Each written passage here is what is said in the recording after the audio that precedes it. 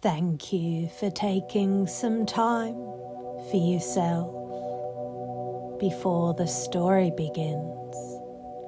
I wonder if you can simply allow your body to find its own natural rhythm, noticing how the surface beneath you supports your weight without you having to ask it to. Perfect. You might become aware of the gentle rise and fall of your breath, a soft rhythmic movement that requires no effort at all. And as you settle there, you can begin to notice how your attention simply narrows, like a soft spotlight finding a single flower in the garden. Perhaps it's the sound of my voice, or it's the quiet space between my words, where the silence seems to grow a little heavier, a little warmer. You don't need to listen with your conscious mind. In fact, your unconscious mind is much better at hearing the things that truly matter. It's an effortless expression of your own being, like a dancer waiting in the wings, perfectly still, yet fully present. I wonder if you're willing to experiment with the way the room feels right now. Notice how the air against your skin might feel slightly cooler in some places and warmer in others. You can allow your sense of space and time to become beautifully flexible. Minutes can stretch out into long, luxurious hours of comfort, and the boundaries of the room can soften until you're not quite sure where the bed ends and the air begins. It's a lovely kind of alteration, isn't it? A softening of the edges of reality. There may be fluctuations in how involved you feel. One moment you're here, and the next you might find yourself drifting toward a memory of soft light, or a gentle breeze. You might notice a pleasant, heavy, comfortable stillness in your limbs,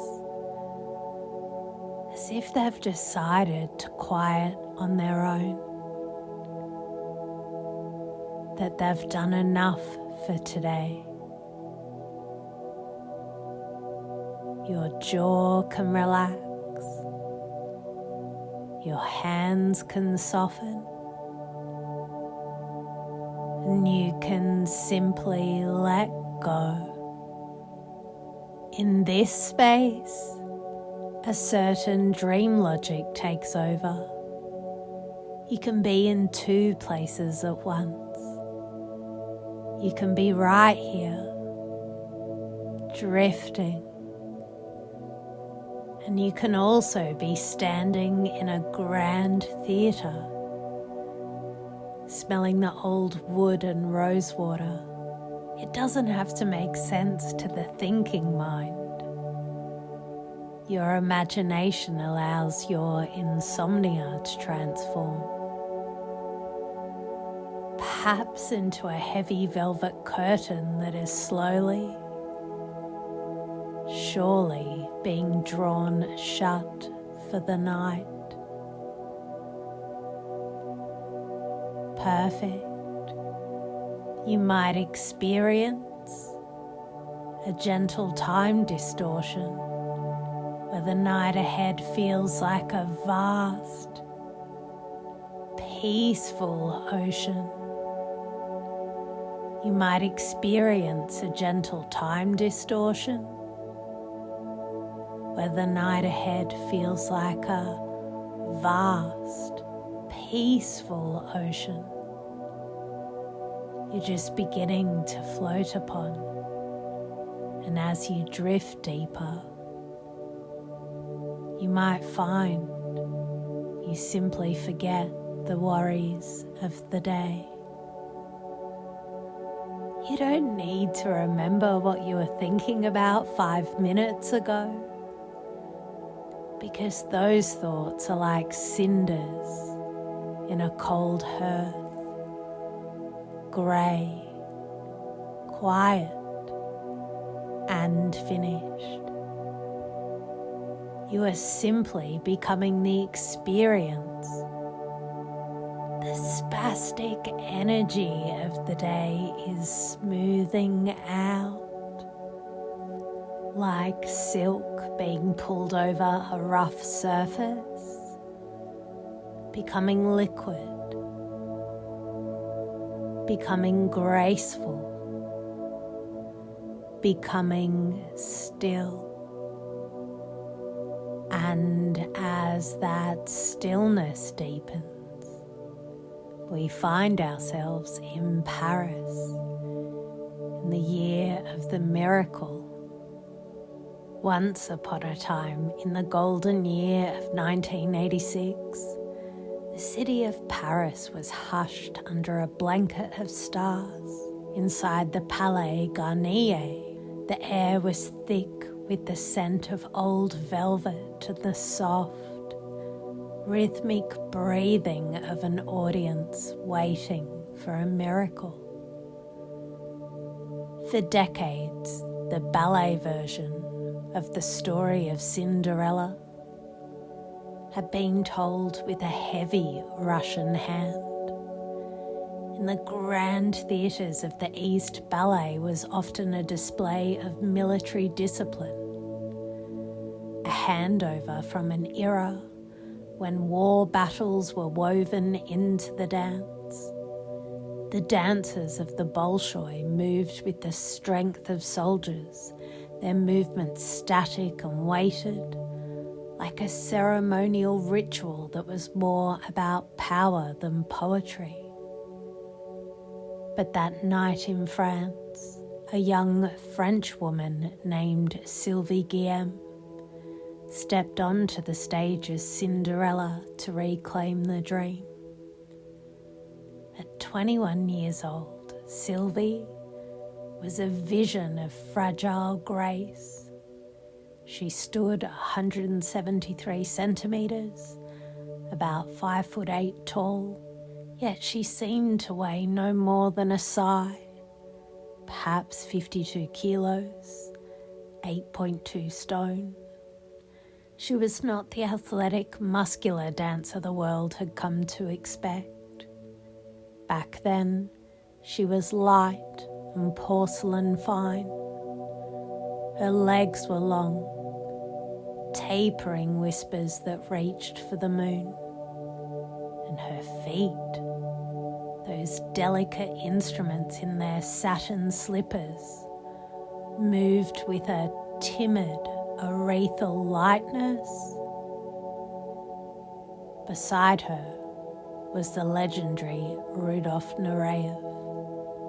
At 48, he was the powerful anchor to her kite.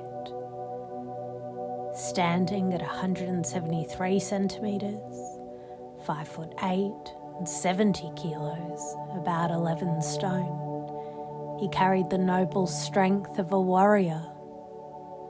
His broad feet etched by thousands of hours of military-style drills he had endured in his youth. Together, they began to weave a spell that was less like a performance and more like a soft, drifting cloud. Sylvie didn't dance with the strong Bolshoi style. She performed Cinderella with the fragile idealism of the French romantics. She was a timid Cinderella, a beautiful peasant girl whose movements were so elegant they felt like a window into a truer, softer world. She was the embodiment of a yearning so deep it could only be expressed in silence. As the music drifted through the hall, she moved like liquid gold, turning the once rigid peasant wedding into a shimmering French dream. People whispered of her. She doesn't just dance, she creates a climate. And Rudolph, watching her move, knew she was the only one who could truly capture the spirit of the air. In this story, there were no sharp edges, only the soft glow and the elegant, quiet strength of a girl who found her power in her gentleness. And as she danced, the world outside Paris seemed to fade away.